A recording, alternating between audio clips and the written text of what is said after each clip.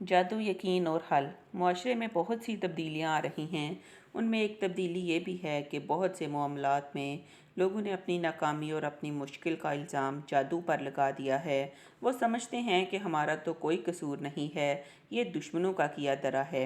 होता ये है कि लोग आमिल वगैरह से पूछते हैं कि बाबा जी, मेरा कारोबार तबाह हो गया है, मैं जो काम भी शुरू करता हूँ वो चलता नहीं है। वो आगे से जवाब देता है कि ओहो, तुम पर तो बहुत सहज जादू हुआ है और ये जादू तुम्हारे दुश्मनों ने कराया है।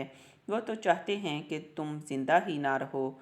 ये तो कोई दुआ है जो तुम्हारे काम आ गई और तुम बच गए। या फिर वो ये कहते हैं कि तुम पर बहुत सहज तावीज़ हुए हैं।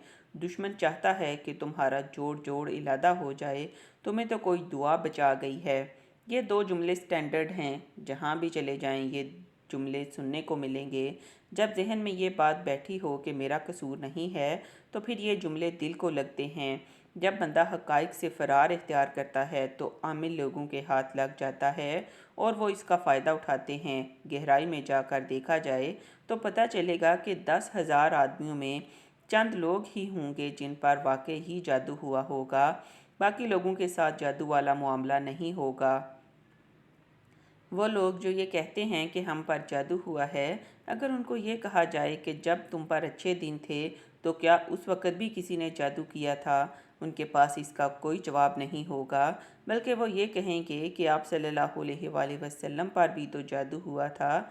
हालांकि जो जादू रसूलुल्लाह पर हुआ था, दर हकीकत अल्लाह ताला बता रहा था कि जादू का भी वजूद है, और अगर जादू हो तो ये उसके आसार होते हैं और उसका तोड़ ये है, वरना जादू आप सल्लल्लाहु अलैहि वसल्लम के करीब से भी नहीं गुज़र सकता था।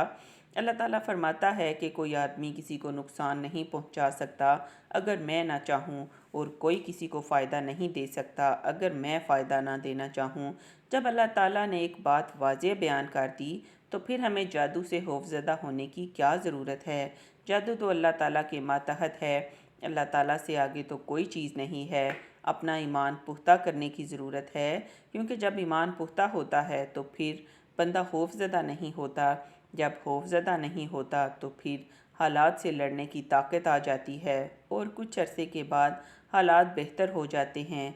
हमें ये सोचना चाहिए कि कुरान मजीद में अल्लाह ताला ने एक बात कही है कि हम लोगों के दिनों को फेरते रहते हैं।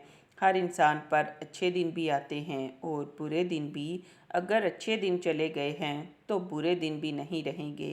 बात सिर्फ ये है कि हम अपनी कोशिश और मेहनत जारी रखें।